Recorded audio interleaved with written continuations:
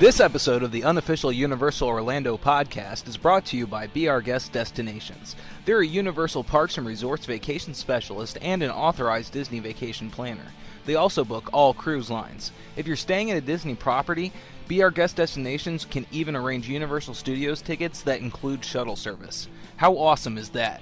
Let them do all the planning free of charge to you while you enjoy the journey. Contact them today at 1-800-796-6240 or via email at heather@destinationsinflorida.com or on Twitter at beourguestdest, D-E-S-T. Hey Lee, kick that theme music.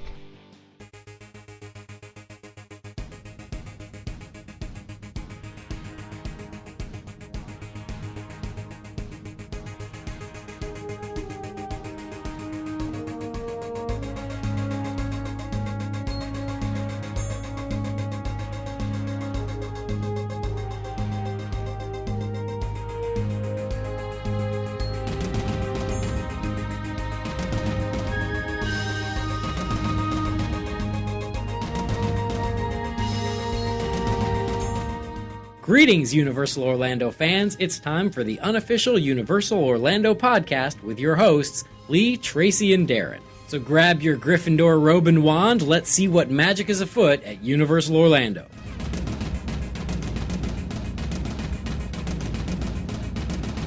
Hey everybody, and welcome to episode 45 of the unofficial Universal Orlando podcast. I'm Darren, and joining me is Lee. Hey, Darren, good to have you back. Hey, yeah, and Tracy. Hello. Hello. All right, a quick intro today. Basically just got the, what's coming up here, the news, S.P.E.W. We got to walk the walk of the Wizarding World of Harry Potter, which is the last one. Last one of Islands of Adventure, anyway. Yeah. Isn't that, I thought we already did the other one, too. So our last one of Islands of Adventure, but we've still got City Walk to cover yet. Oh, yeah, that's right. Oh, yeah, more to come. Yeah. Yay! Another 6 months of us rambling on. Wambling? Yeah. Wambling and I think that one's going to involve me getting drunk, which sounds great. Okay, cool. And that includes an audio walkthrough. It does, thanks to Eric. Yep, cool. Yep, good deal. Cool, I'm going to say a quick one. I did promise Rebecca Berry. I nearly said Rebecca Weasley. She's Rebecca Weasley on Facebook, actually, just recording. I've literally just had to ask her, is your name really Weasley? She said, no, it's Berry. You'd have to check, though, don't you? So there you go, Rebecca did say we'd give you a shout-out on the show. Hello! That's it, that's all I've got. Oh, and vote for us on the podcast thing. Yeah. Awards. Yeah. Yes. I will send the boys round. All right, anything from you, Tracy? Anything from me?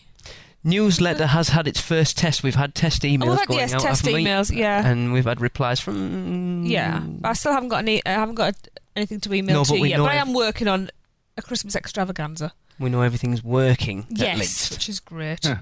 Yes, that's it for me. Yep. Good deal. All right, well, like I said, short and sweet. On with the show. And now your news from around the Universal Orlando Resort with your UUOP news team. Right, so I'll start the news then. Now, as we mentioned on the last show, Universal began their Christmas festivities last weekend. The celebrations include the Daily Macy's Holiday Parade at Universal Studios, the Grinchmas Hula Day Spectacular, I nearly said that wrong, the stage show, which is at Islands of Adventure, of course. Now, these events run right through until January the 1st. The Saturday and Sunday evenings mark the first two of 8 concerts, by Mannheim Steamroller, the holiday music supergroup, which of course we have heard of. Yeah. Yeah, that's what everybody sets their Christmas lights to over here. They're kind of similar to who I like. Yeah. Trans-Siberian Orchestra. That's the one. Yeah. Yeah. Yeah. I like Trans-Siberian a little bit more. They're a little bit harder. Yeah, I think Tracy, you really like them, don't you? I love them, yeah. So anyway, Mannheim Steamroller, they're at Universal Studios Music Plaza. Other dates are December the 8th, 9th, 15th, 16th, 23rd and 22nd. Why I reversed those, I don't know. Me either. And all of that is included in the regular admission, which is excellent. And if you want more information, I should put my teeth in tonight. If you want more information on any of those celebrations, then visit www.universalorlando.com. I'm going to quick jump in as a separate What a surprise! download as part of this show. Eric was at one of the previews at the weekend and got audio of an interview with the Universal creative team and the creative team behind the actual Macy's Day Parade. They explained how they came to work with Universal and why it was a good match and blah blah blah. It's about, I was going to include it on the show, but it's about 8 to 10 minutes long, so I thought I'll put it out as a separate thing. So that should be out. If you check your feeds and stuff, it should be out with this. So Excellent. there you go. Very cool. All right, and I got one for Florida residents here. Universal is selling Florida resident tickets that allow you to visit repeatedly through the end of January 2013. The holiday pass sold online costs $119.99. That's a normal one-park, one-day admission. It would normally be $88.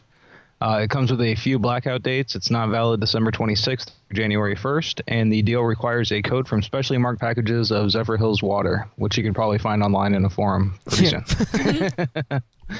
The holiday pass must be purchased and activated by January 11th, 2013. There's a limit of 6 passes per purchase. Valid Florida photo ID and offer code are required. So that sounds like a pretty good deal, huh? For an extra $31, yeah. Yeah. So basically, that sounds like it's a year pass. No, it runs through to the end of January. So, but then why is it saying it must be purchased and activated by January 11th, 2013? Universal Orlando is now selling a ticket that allows Florida residents to visit both of its theme parks repeatedly through the end of January 2013. All right. Oh, through the end. Okay, so it goes all the way through January. Yeah, okay. So you've got, say if you went and got it now, you'd be able to use it from tomorrow right the way through the end. So it's like a month and a half, 7 weeks. It's still not bad. Yeah, minus the December 26th to January 1st for the New Year's, Christmas, New Year's week. Which, to be honest, you wouldn't want to be in there then anyway. No. And I'm guessing this is direct response to all the construction and everything that's happening there now. Yeah. So still get some people in the park and get them spending money. If you want more information on that, you can go to universalorlando.com. Very cool. Pretty cool. I've only got a little one. I just can't find it. Oh, there we go. As of last... was it last... Yeah, it was last Friday. You can now hear us... sort of on well, yeah, I'll explain it in a minute. You can now hear us sort of, as I said, on Vacation 24 Radio, which is on Live 365. Right. But they had a little bit of trouble with didn't work out how they thought it would work out, and they can only actually put out half-hour segments. So it was a kind of chopped down version of our normal show, but we're on there anyway. Yeah. And when's that? It's 1 p.m. Eastern Time on every other Friday, so a scrambled up version of this show will be out next Friday on there. So it's every other Friday at 1 p.m.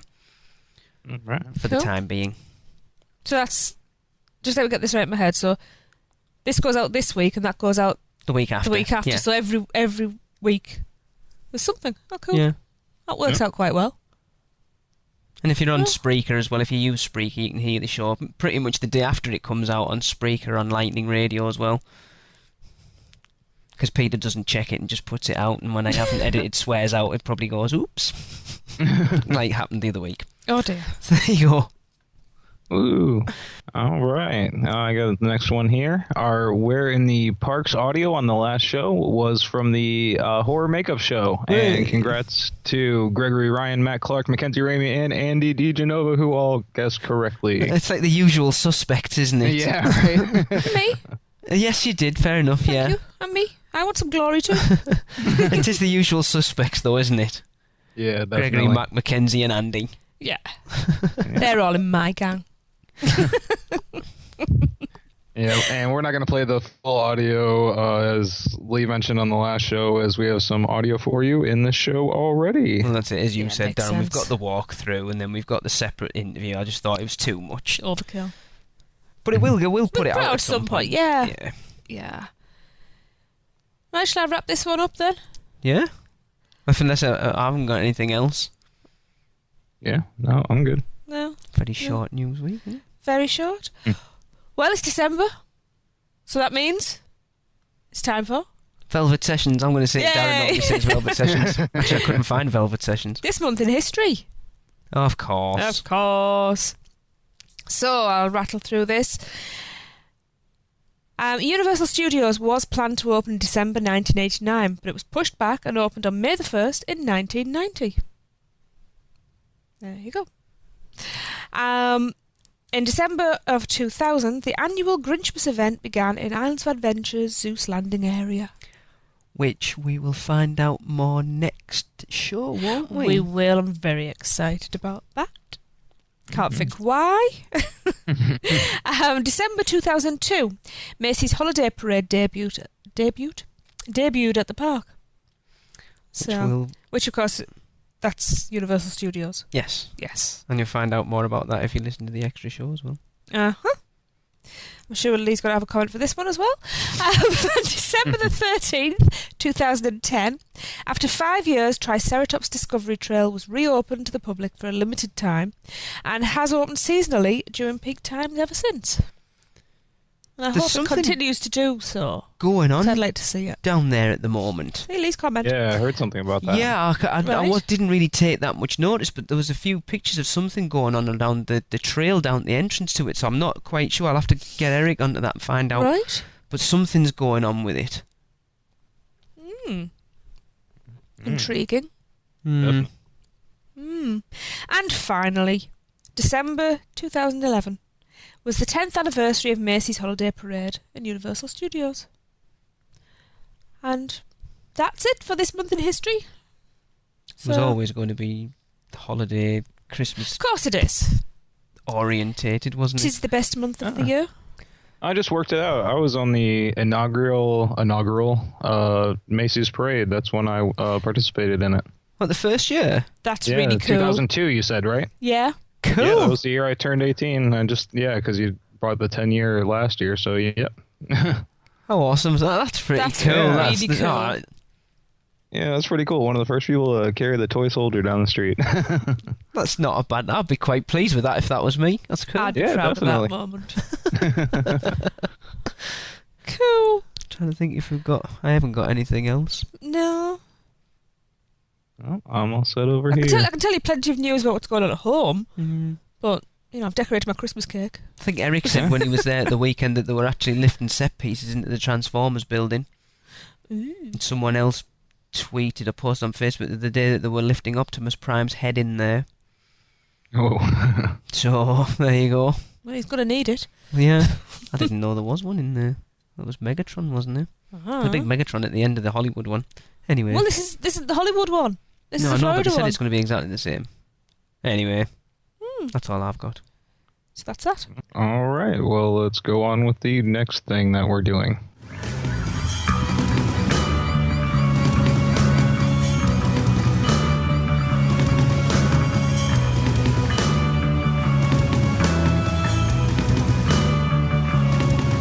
Okay, we got a S.P.E.W story in here from Daniel Livingston. It goes, hey guys, just thought I'd share with you an amazing experience myself and my girlfriend had at IOA in September. It all started at the locker site outside the entrance to Dragon Challenge in the Wizarding World. We had just come off the ride and went to the lockers to collect our items when we had an issue getting the locker open. We found a team member nearby who was fantastic. We got the issue resolved and thanked the team member, not expecting to see her again. A couple of hours later, we were on our way towards the Hulk ride, again where we saw the same team member now working at the lockers there. She recognized us, and for being so understanding with the earlier issue, she would do something for us to say thanks. She walked us to the entrance of the ride and into the care of another team member who took us under the barriers into a lift that was within the main building where the queuing starts. The lift came to a halt at the front of the ride in a separate section to where the queuing guests were when yet another team member asked us where we'd like to sit. We immediately asked for the front. We were then ushered onto the front of the ride where the next coaster arrived. We hadn't had a clue where we were going and not told where the elevator would take us, so you could imagine the surprise we had when we arrived at the front of the ride without having to wait hours in the queue. Just thought I'd share with you this fantastic experience that we wouldn't have had without the great cast member. Hopefully, we will see her again when we visit next year. Love the podcast. Keep up the good work. Daniel.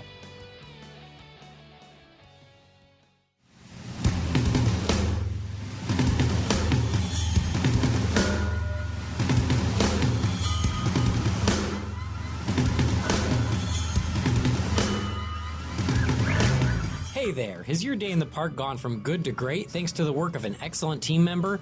Well, we want to hear about it. Let us know for our S.P.E.W segments. That is S.P.E.W, the Society for the Promotion of Employee Well-Dones.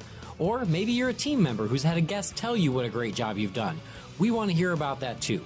Jot those stories down and send them to us at podcast@uuopodcast.com and title those messages S.P.E.W.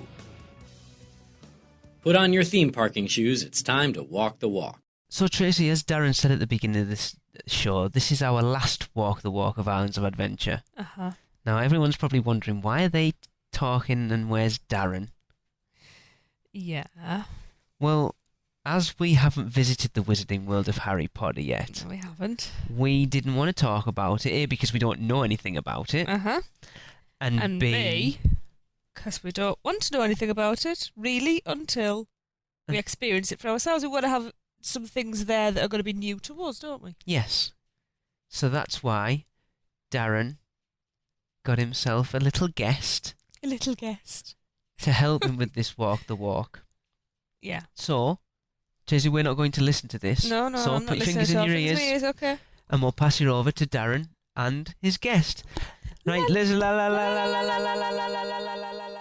Thank you, Lee and Tracy. I am now joined by Seth Kubersky, co-author of The Intrepid Travelers Universal Orlando, The Ultimate Guide to the Ultimate Theme Park, and writer for the Orlando Weekly. Hi, Seth. Thanks for coming on. Hey, thanks so much for having me on again. Excellent. Now, as Lee and Tracy mentioned, we'll be going through the rides, shops, and side attractions in this, our final Walk the Walk.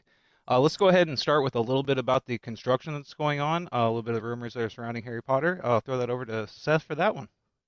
Yeah, well, as you approach the Wizarding World of Harry Potter over in Islands of Adventure, coming in through the Lost Continent area, as you pass the Sinbad attraction, you're going to see a lot of construction walls right now.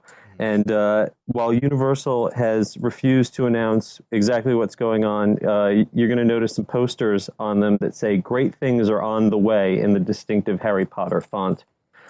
So what's going on behind those walls is the construction of a new train station, a new Hogwarts Express station. And you're going to be able to take the train back and forth between the current Wizarding World and the yet unannounced but already under construction London annex of Harry Potter over in the sister park, Universal Studios Florida. But that's still at least a year or so away from being open. Right. Okay. And then let's go ahead and go right on with the rides here. The first one I got is Dragon Challenge. That's the twin inverted roller coasters. Now, these used to be dueling coasters. No longer.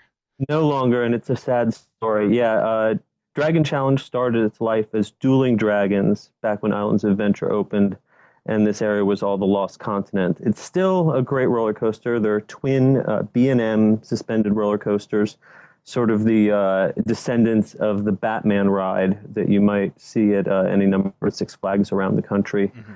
The neat thing about them was always that they were two separate coasters with intertwined tracks, and that they were launched timed so that the cars would approach each other and veer off 3 different occasions during your ride. Unfortunately, there were some incidents with objects flying from one train to another, and for more than a year now, the trains have not dueled. I don't expect them to ever duel again. Might help explain, along with the fact that the facade is kind of easy to miss, why, even though it's in the most popular area of the park, the ride rarely has a very long wait anymore. That is very true. Every time I've been there for, since Harry Potter opened, after like the first couple of weekends when it was, incredibly crazy with everything at Harry Potter, with the exception of that, usually I wait a good about 10, 15 minutes to get on there at any given time. Still worth a shot for coaster junkies. And if you're a Harry Potter fan, but you don't feel like riding a roller coaster, go up into the queue, watch it run a couple times, and take a look at some of the artifacts. There's some banners relating to the Quidditch Cup I'm sorry, not the Quidditch Cup, but the 3 tasks from the Triwizard Tournament And then you'll see other artifacts from that book and that film in the first half of the queue. Yeah. Unfortunately, yeah, the second half of the queue isn't as interesting as it used to be back when there were skeletons everywhere. Right. But there's some neat stuff to look at in the first half. Definitely. And we should mention that was originally opened in '99 as the Dueling Dragons coaster. Yes, and Merlin the Wizard talked to you through stained glass, a really cool effect that was covered up by tournament tents now. Okay, and up next here we've got Flight of the Hippogriff. It's a family roller coaster and one I personally have not been on.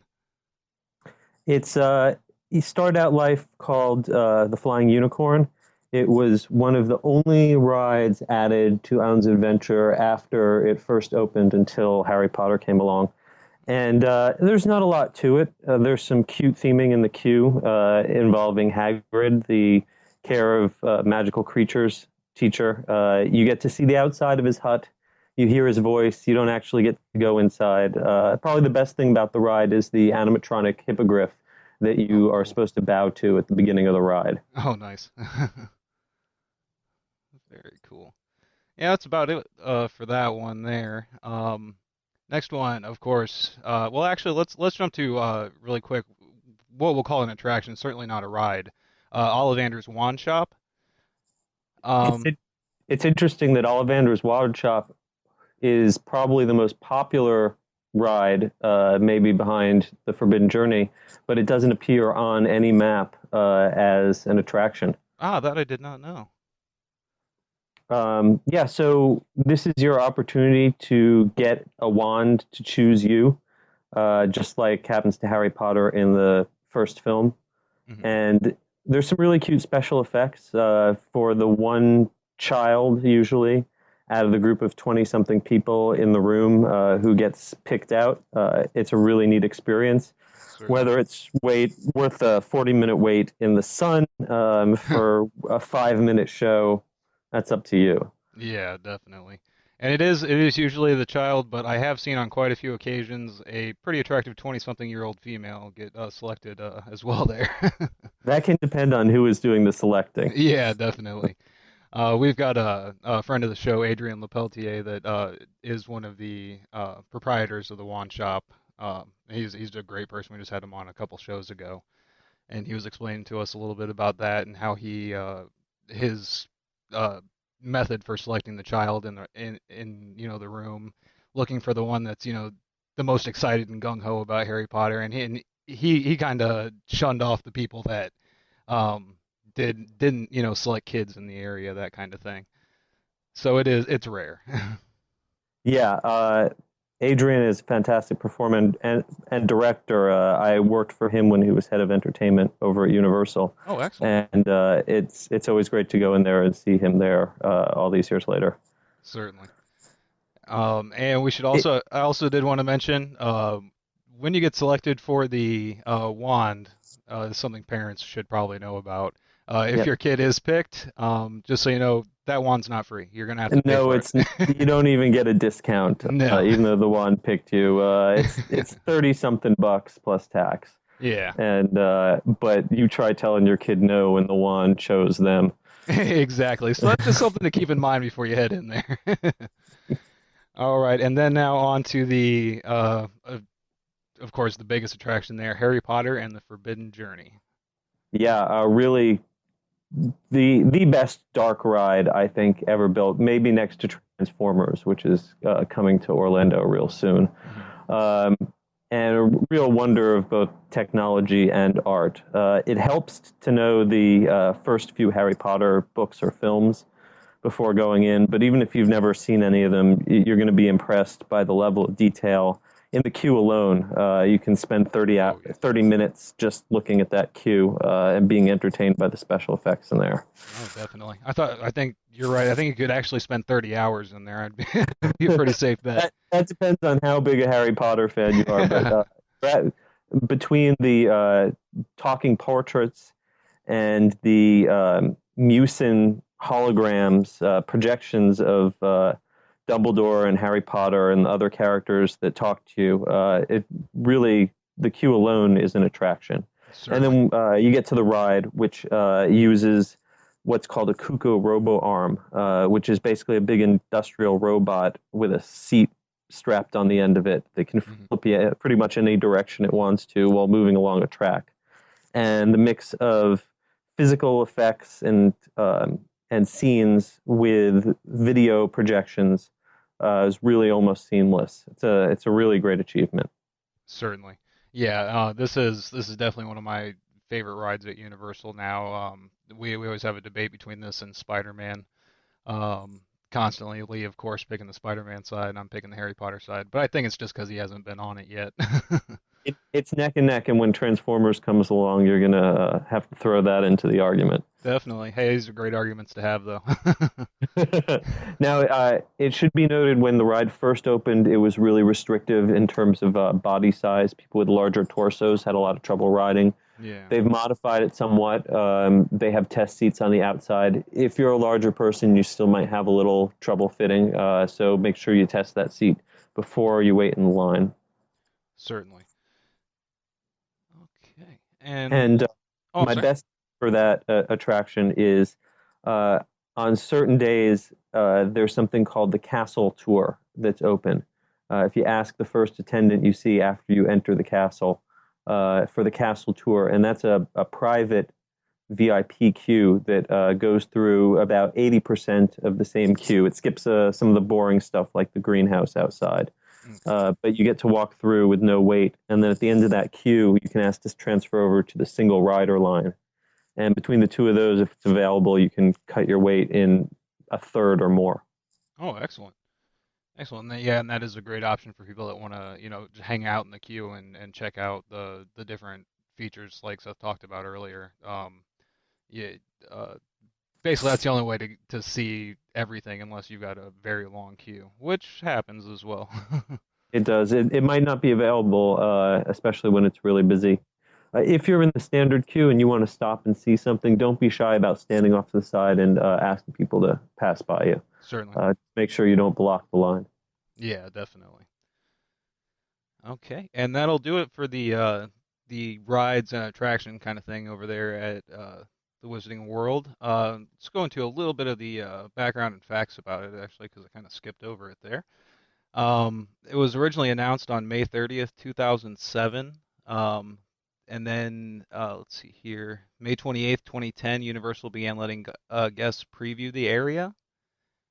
And then on June 16th, 2010, excuse me, they had a celebration with the Orlando Philharmonic performing music from the Harry Potter series, led by composer John Williams. The Frog Choir sang Double Trouble with Warwick Davis as conductor. Tons of actors from the movies showed up, along with Daniel Radcliffe and Rupert Grint, of course, coming in on the Flying Forward Angelia, excuse me.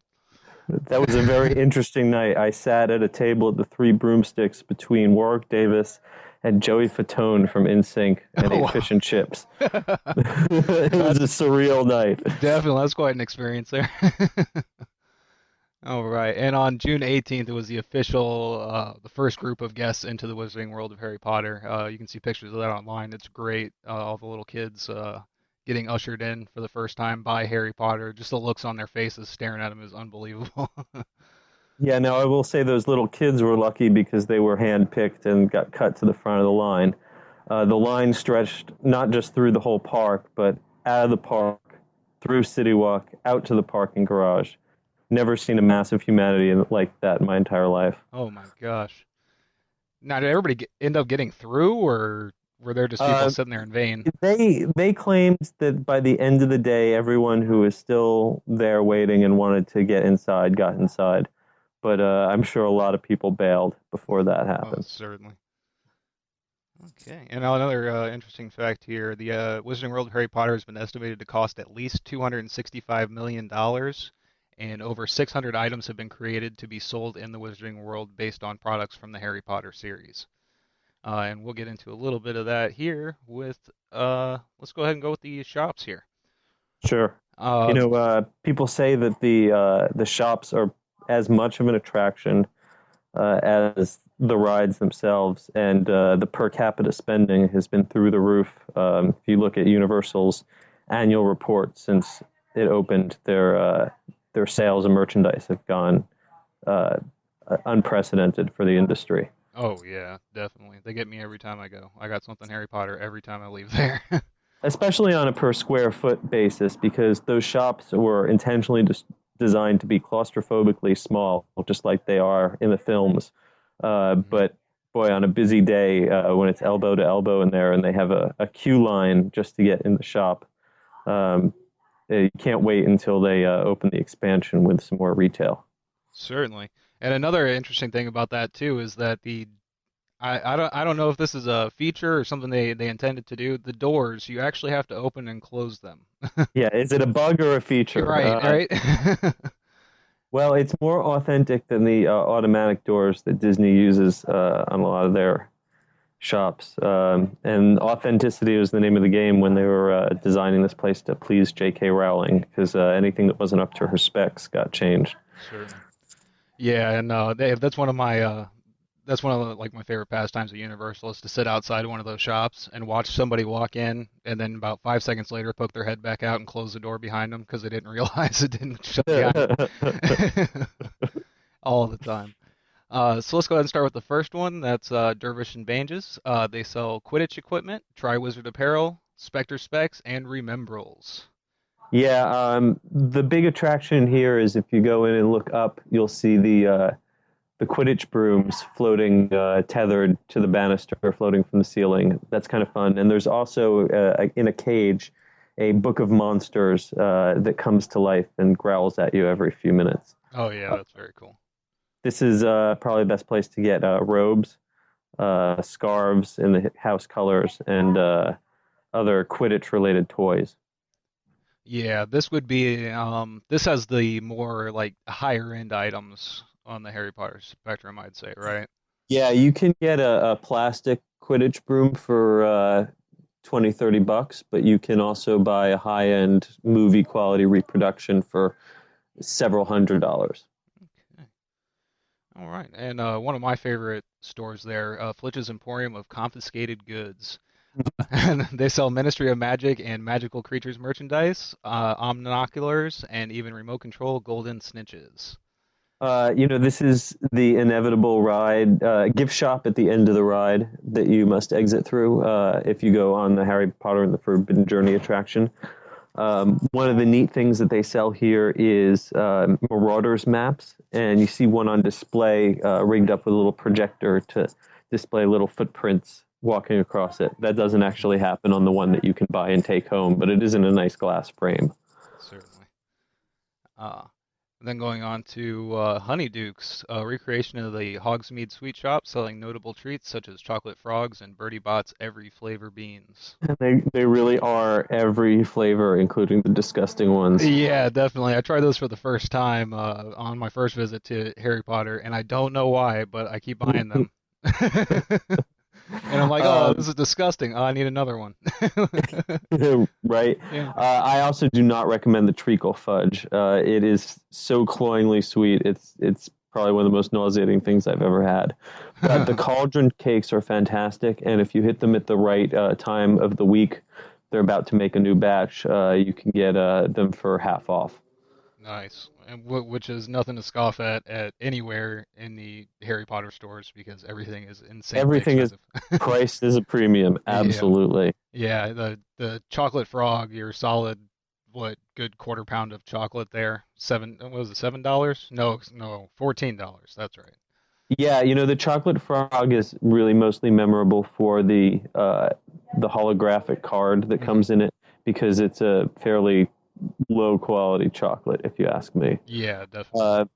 But it is worth noting that the foods that are specifically designed for the Wizarding World, as much as possible, use real sugar instead of corn syrup. That was something that was important to J.K. Rowling. Oh, good to know. Okay, moving on, we have the Owl Post. That's where you can send letters with a certified Hogmseade postmark. Yeah, and you want to watch out, because if you look up, you'll notice that the animatronic owls over your head in the little owl post are leaving animatronic droppings on the rafters. Oh, nice. You should know that this is not an actual U.S. post office postmark. It's for fun. It's not a legal tender. And so be careful if you're actually going to mail something that they don't place it the same place that you're going to then have to put a stamp or a real postmark. Otherwise, it might get obscured. But yeah, they will stamp whatever you've got for free. Excellent. And yeah, they have a lot of, pencils, pens, writing materials. Yeah, well, the Owl Post is really just kind of a little extension of Dervish and Bangdas. Okay.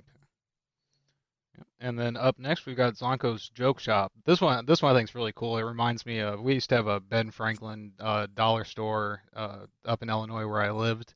And I really get the same feeling as this because they just have rows and rows of the same toy, constantly going on and on. And it's the description here is a joke shop with a collection of tricks and jokes, including extendable ears, boxing telescopes, and sneakoscopes. The interesting thing about Zonko's is that it's a mix of old-fashioned American toys like a wind-up walking robot or a pull-along duck toy with the Harry Potter branded toys, which are really a lot of fun. And they even have pygmy puffs, which are these fuzzy pink creatures that are very popular. Sometimes they'll sell out and they'll tell you that they're busy breeding more, and that's why they're unavailable. While you're in the shop, look for, near the cash registers, the extendable ears. If you stand underneath them and listen carefully, you can hear conversations going on. Oh, nice. Definitely. And what's really cool too is everything comes in like retro packaging. I really like that on that side of things. Yeah, and there's also some neat animated figures in the window. There's dueling chess pieces. It's neat to check out. All right, and now on with our final destination, the restaurants. Really, there's only one restaurant there. We got the three broomsticks. Yeah, you've got your standard hearty British-ish food. Fish and chips, roast chicken, ribs. They do actually a decent meat pie, and the family deal is a pretty good bargain for the amount of food that they give you. Certainly, and I'd call it much more substantial than your average, theme park fare. Yeah, it's pretty edible. It's not the sit-down meal in the Great Hall that I think a lot of fans had hoped for, but you can get a pretty good dinner there. Certainly, and the ice cream, the peanut butter and strawberry ice cream that they have for dessert is pretty great. Oh, that sounds amazing. I've not had that. I'm usually too loaded on butterbeer. Yeah, this is a good place to get butterbeer. Yes. If the line is long for the carts outside. Yeah, definitely. It's so funny. The lines will be extending all the way on either side to the entrances, on either side of the Wizarding World, and in the middle you got Hogsead that's sitting there totally empty. Yeah, right. Or the three brooms, the Hogsead right next door to the three broomsticks. And if you do buy your butterbeer there, you got to make sure that you tip the pig on the wall. Certainly. Definitely. And another tip I found on here is also if three broomsticks is, super packed and you still want the food that's in there, you can find a lot of the same food over at Jurassic Park. The Thunder Falls Terrace over there. Thunder Falls Terrace is very, very similar and actually $1 or so cheaper because you don't get the Harry Potter branding. Oh, yeah. Well, it tastes so much better with Harry Potter branding, though. Doesn't everything? Yeah. A couple other things around the Wizarding World. You're going to see some impromptu performances. Do they have set times throughout the day, or? They're generally on the half hours. They're not an officially published time, but if you ask one of the employees, they can usually tell you when the next one's coming up. Okay. Right now, until the actual station opens up, you do have a facsimile of Hogmseade Station, and that has the conductor standing out front, and he's more than happy to take pictures and interact with the kids and everything like that. Always had a great experience with that particular character. Yeah, and those guys are trained really well. They're fonts of Harry Potter trivia, so if you try to stump them, you'll probably fail. Excellent. That's something to try. Also, they've got another performance. Students from the Bo Baxton's Academy of Magic, and I always get this wrong. Durmstrang. There we go. Institute. Durmstrang, excellent. Yeah, have a performance similar to the one seen in the film version of Harry Potter and the Goblet of Fire, called the Triwizard Spirit Rally. And this you get a little bit of ribbon dancing and a little bit of choreographed martial arts, and it's a pleasant distraction if you happen to be walking by. Certainly. It's more of a good photo op than anything else. Definitely. And also a little traveling choir, the Frog Choir, performed songs from the Harry Potter films, most notably the Double Double, Toil and Trouble. I don't know the exact title of that, but that seems to be what's happening every time I go by there. Yeah, those guys are a lot of fun. They've got these giant puppet frogs, and the bass notes are pre-recorded. They do the same few songs over and over, but it's definitely worth catching once. Certainly. And something I hadn't seen there, there's a Gringotts themed ATM there? Yeah, the little passageway that leads to the backside of the Hogmseade Tavern. If you stop in that little overhang, you'll notice an ATM that's got a Gringotts logo on it. Very cool. And you can see the moving poster of Sirius Black from the movie outside the Three Broomsticks. That's always really cool. When the video screen is working. Yeah. And I've tried to record it a couple of times, and it just comes out almost black because it's so bright behind it. Near impossible. Any other little side things or hints and tips you have? I really like some of the animated stuff in the windows. I think my favorite is the music shop on the second floor. Every once in a while, the haunted stringed instrument will hit a bad note, and sheet music will fly up in the air everywhere.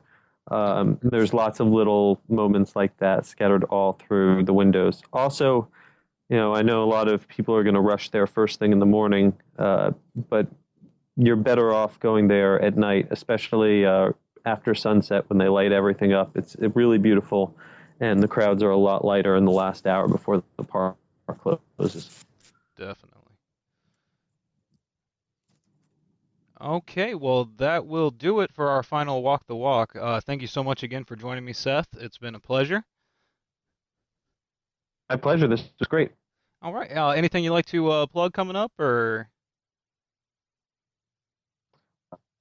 Just like everyone to know that Universal Orlando 2013, The Ultimate Guide to the Ultimate Theme Park Adventure, by myself and Kelly Monahan, is available in fine bookstores and online retailers everywhere.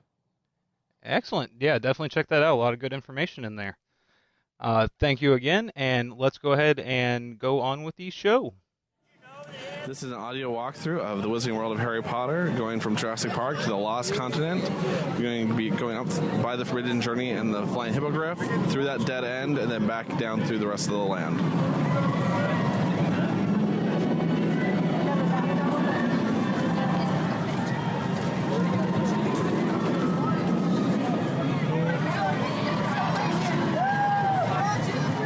Can we get somebody to take a picture?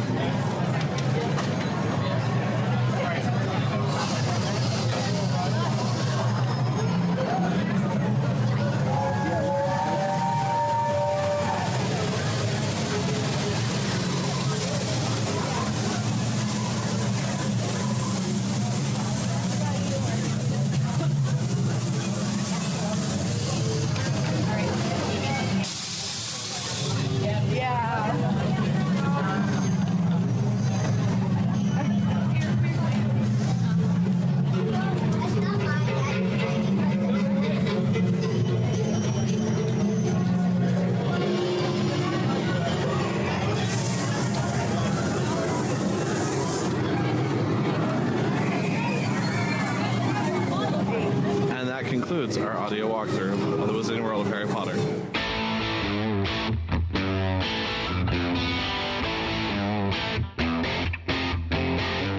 Okay, and that will do it for this show. Our next show will be our Christmas extravaganza, and we will have something different up our sleeves, so join us a little later than usual on Christmas Eve for episode number 46.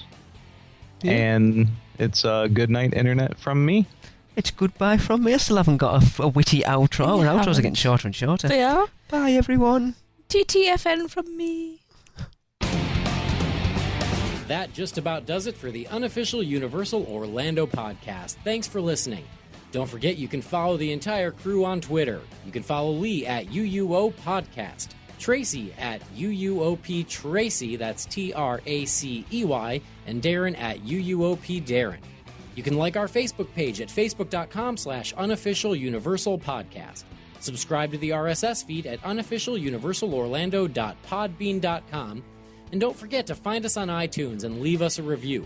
You can also find us on Stitcher Radio. We are everywhere. Head over to our website for all the show notes and latest Universal Orlando news at uuopodcast.com. Finally, don't forget to shoot us those spews, funny schmits, live reports, and any other emails to us at podcast@uuopodcast.com. So thanks again for listening, and until next time, remember, live the adventure.